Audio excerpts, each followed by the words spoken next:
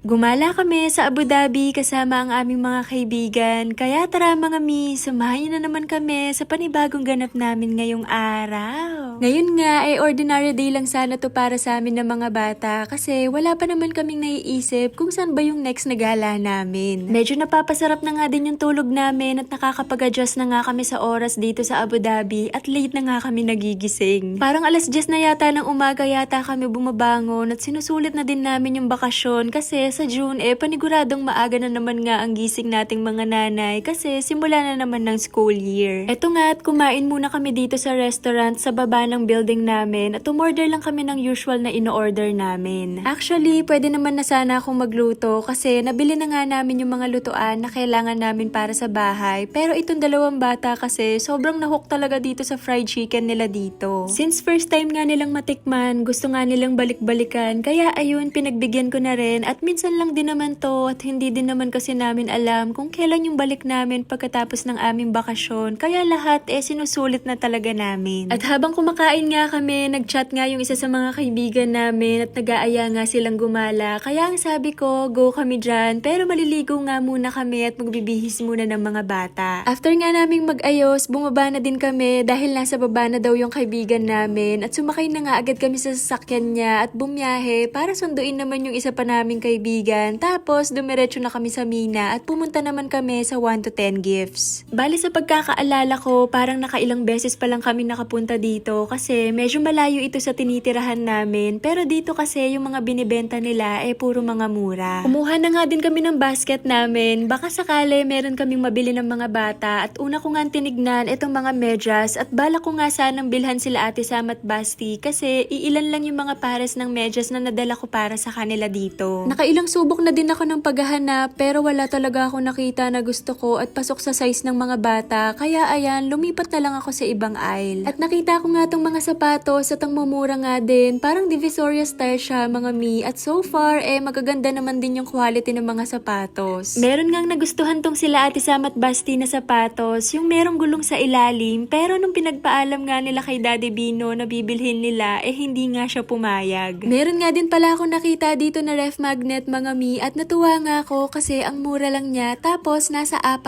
or 6 na piraso na yung laman. At ang gaganda pa ng design kaya perfect talaga siyang gawing souvenir at pangpasalubong pag uwi namin ng Pinas. Kaya ang sabi ko talaga sa sarili ko, bago kami uuwi, bibili talaga ako ng marami nito. Pagkatapos nga nagbayad na rin kami at dumiretso naman kami sa isang kainan kasi nagutom na din kami kakalakad at umorder lang kami ng group meal at meron na nga itong kare-kare, lumpia at sisig tapos nag-add na lang kami ng isang bulalo. Nagulat pa nga ako sa dami ng serving nila. Akala namin sakto lang to para sa amin pero pagdating ng pagkain sa table parang fiesta na talaga yung datingan. Kaya ayun, busog na busog talaga kaming lahat at sulit na sulit din yung in-order namin kasi good for sharing talaga siya at hindi nga namin naubos lahat kaya yung natira pina-take out na lang namin kasi sayang naman ang dami pa talaga. Madami nga din nagtatanong dun sa isang vlog ko kung naka-tourist visa or resident visa ba kami dito at ang sagot nga po is naka-tourist visa lang kami ngayon at hindi na nga kami in-applyan ng resident visa ni Daddy Bino kasi nag-aaral sila Ate Sam at Basti sa Pilipinas. And wala pa naman kaming balak na ilipat sila kasi halos kakalipat lang din nila dun sa current school nila. Parang ilang years pa lang sila doon at ayoko naman din na palipat-lipat sila kasi nakakaawa din naman sila, palagi na lang nag-a-adjust. At yung mga bata din, kahit ilang beses na din namin tinanong kung gusto ba nilang mag-transfer dito, ayaw talaga nila kasi mamimiss daw nila yung mga friends nila doon. Kaya siguro, yung talagang kailangan na lang silang lumipat dito, doon na lang namin siguro pag-iisipan pa. Nung nakapagpahinga na nga kami saglit, lumarga na naman kami at pumunta naman kami sa park sa may bandang Kalidiya para makapaglaro naman yung mga kasama naming mga bata. Alam nyo mga mi, nakakatuwa talaga yung mga park dito sa Abu Dhabi kasi talagang well-maintained sila at sobrang linis kaya hindi ka talaga magwo-worry lalo na kapag maglalaro na yung mga bata. Dito nga sa area na to mga mi, kung hindi ako nagkakamali, 3